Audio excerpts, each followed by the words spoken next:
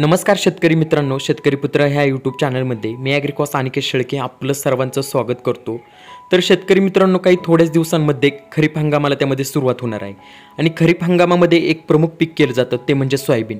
सोयाबीनची जर आपण योग्य पद्धतीने लागवड केल्यास, योग्य पद्धतीने खत व्यवस्थापन केल्या आणि योग्य वाणाची जर आपण निवड केल्यास सोयाबीनचं आपल्याला त्यामध्ये चांगलं उत्पन्न मिळू शकतं आणि निश्चित चांगलं त्यामध्ये आपल्याला पैसे सुद्धा त्यामध्ये मिळू शकतात। तर याच्यासाठी शेतकरी मित्रांनो, सोयाबीनचं जास्तीत जास्त ॲव्हरेज येण्यासाठी सोयाबीनची जर आपण टोकन पद्धतीने जर लागवड केल्यास आपल्याला त्यामध्ये चांगलं ॲव्हरेज येत असतं, सोयाबीनचं त्यामध्ये चांगलं उत्पन्न मिळत असतं। पण टोकन पद्धतीने लागवड करत असताना अनेक शेतकऱ्यांना प्रश्न पडत असतो, सरी पाडत असताना कशी पाडावी, अंतर किती ठेवावं, बियाणे लावत असताना किती बिया लावाव्या, त्यानंतर कोणत्या वाणाची निवड करावी, असे अनेक प्रश्न अनेक शेतकऱ्यांना त्यामध्ये पडत असतात। तर आजच्या ह्या व्हिडिओमध्ये आपण हेच सगळे प्रश्न त्यामध्ये जाणून घेणार आहोत। नेमकी टोकन पद्धतीने जर आपल्याला सोयाबीनची जर लागवड करायची असल्यास कशी लागवड करावी, अंतर किती ठेवावं, कोणतं बियाणं वापरावं, सगळी माहिती ह्या आजच्या व्हिडिओमध्ये आपण जाणून घेणार आहोत। व्हिडिओला सुरुवात करण्यापूर्वी जर आपण आपल्या चॅनलला जर सबस्क्राईब केलं असेल तर चॅनलला त्यामध्ये नक्की सबस्क्राईब करा।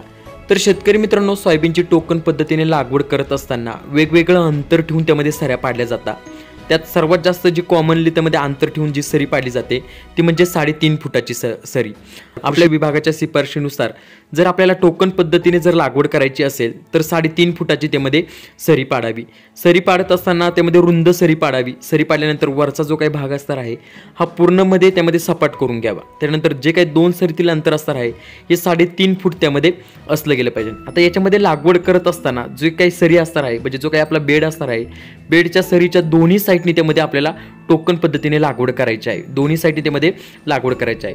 लागवड करत असताना शक्यतो 2-2 बियाण्यांचा त्यामध्ये वापर करायचा आहे। एका ठिकाणी 2 बिया लावायच्या आहे। जर आपल्या बियाण्याची उगवण क्षमता 70% अधिक असेल तर अशा वेळेस 2 बिया लावायच्या आहे आणि जर आपल्या बियाण्याची उगवण क्षमता 70% कमी असेल, समजा आपल्याला वाटत असेल आपलं बियाणं भिजलेलं आहे, ओलं झालेलं आहे, आपल्या बियाण्याची उगवण क्षमता कमी होऊ शकते, तर अशा वेळेस आपल्याला 3-3 बिया त्यामध्ये लावायच्या आहे। पण शक्यतो लावत असताना 2च बियांचा त्यामध्ये वापर करावा। त्याच्यानंतर शेतकरी मित्रांनो, 2 झाडांमधील जे काही अंतर असणार आहे हे 9 इंचाचं त्यामध्ये आपल्याला ठेवायचं आहे। कमीत कमी आपल्याला त्यामध्ये 9 इंच ठेवायचं आहे। 9 इंचापेक्षा कमी अंतर ठेवायचं नाही। अनेक शेतकरी त्यामध्ये जी काही सरी वगैरे असते ही मापात पाडली जाते, पण 2 झाडांमधील अंतर बरेच शेतकरी त्यामध्ये कमी ठेवत असतात। याच्यामुळे काय होतं, हे झाड जे काही असतं हे जागच्या जागी उंच वाढलं जातं, झाडाचा फुटवा होत नाही आणि परिणामी झाडाला शेंगा कमी लागतात, फुलं कमी लागतात। झाडांची दाटी झाल्यानंतर फुलं जे काही आलेले असतात हे गळून जातात आणि आपलं उत्पन्न त्यामध्ये कमी येत असतं। याच्यासाठी ही एक गोष्ट आवश्यक लक्षात ठेवायची आहे। जे काही 2 झाडांमधील अंतर असणार आहे हे त्यामध्ये 9 इंचाचं त्यामध्ये कमीत कमी ठेवायचं आहे। त्याच्यापेक्षा जास्त थोडं ठेवलं तरी पण चालेल, पण त्याच्यापेक्षा कमी अंतर हे आपल्याला बिलकुलही ठेवायचं नाही।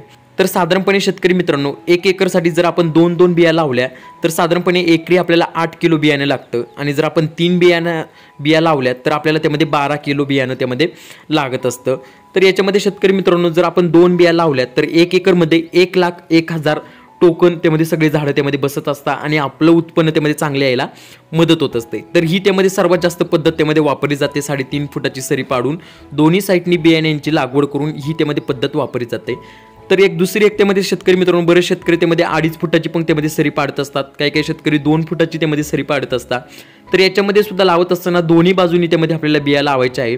2 झाडांमध्ये अंतर सुद्धा या पद्धतीमध्ये सुद्धाच आपल्याला 9 इंच ठेवायचं आहे, पण लावत असताना झिकझॅक पद्धतीने लावायचं आहे। एक ह्या साईडला लावल्यानंतर झिकझॅक पद्धतीने एक दुसरी त्याच्या विरुद्ध दिशेला येईल, या साईडने लावून पुढची त्याच्या विरुद्ध दिशेला, म्हणजे ज्या काही 2 बिया वगैरे असणार आहे दोन्ही बाजूच्या समोरासमोर येणार नाही याची त्यामध्ये आपल्याला काळजी घ्यायची आहे। तर शेतकरी मित्रांनो, सर्वात एक इम्पॉर्टंट म्हणजे की नेमकी बियाणं लागवत असताना, टोकन पद्धतीने लागवड करत असताना कोणतं बियाणं वापरावी, कोणती सोयाबीनची व्हरायटी वापरावी, तर सर्वात जास्त त्यामध्ये वापरली जाते ती म्हणजे KDS 726 फुले संगम। हा वाण टोकन पद्धतीने लागवड करण्यासाठी अतिशय योग्य असलेला वाण आहे।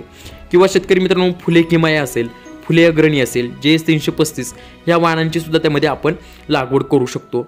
फक्त बियाण्याचा वापर करत असताना एक गोष्ट लक्षात ठेवायची आहे, जे बियाणं जास्त त्यामध्ये वाढत असतात, ज्या सोयाबीनच्या व्हरायटी जास्त उंच वाढत असतात त्या व्हरायटींचा त्यामध्ये बिलकुलही वापर करायचा नाही। ज्या व्हरायटींचा जास्त फुटवा होतो त्या व्हरायटींचा वापर करायचा आहे। मग त्याच्यामध्ये फुले संगम असेल, फुले किमया असेल, फुले अग्रणी असेल, ह्या वाणांची त्यामध्ये आपल्याला निवड करायची आहे। अशा प्रकारे शेतकरी मित्रांनो आपण टोकन पद्धतीने लागवड करू शकतो। टोकन पद्धतीने लागवड करत असताना एक गोष्ट त्यामध्ये आवश्यक लक्षात ठेवायची आहे, जे काही आपण खतं वगैरे टाकत असतो, जी काही आपण सरी पाडत असतो, सरी पाडायच्या आधीच त्यामध्ये खतं टाकून घ्यायची आहे, जेणेकरून पूर्णपणे मुळांना ती खतं उपलब्ध सहजपणे होतील. कारण जर सरी पाडल्यानंतर जर वरून आपण खतं टाकली तर ती वरच्या वरतीच राहतात, ती सोयाबीनला पुरेपूर लागू होत नाही. याच्यासाठी सरी पाडण्यापूर्वीच आपल्याला जे काही खतं वगैरे असणार आहे हे टाकून घ्यायचे आहे. बियाण्याला बीज प्रक्रिया करा, बियाण्याची चांगली निवड करून घ्या आणि झाडांमधील अंतर योग्य राखा, सरीचे अंतर त्यामध्ये योग्य राखा आणि अशा पद्धतीने आपल्याला त्यामध्ये टोकन पद्धतीने लागवड करायची आहे. तर शेतकरी मित्रांनो, तुमच्या मनामध्ये जर काही अजून प्रश्न असतील, काही शंका असतील तर नक्की विचारा. आणि हो, आपल्या व्हिडिओला लाईक करायला बिलकुलही विसरू नका. चॅनेलला जर सबस्क्राईब केलं असेल तर चॅनेलला त्यामध्ये नक्की सबस्क्राईब करा. भेटूया पुन्हाच अशा एक नव्या व्हिडिओमध्ये.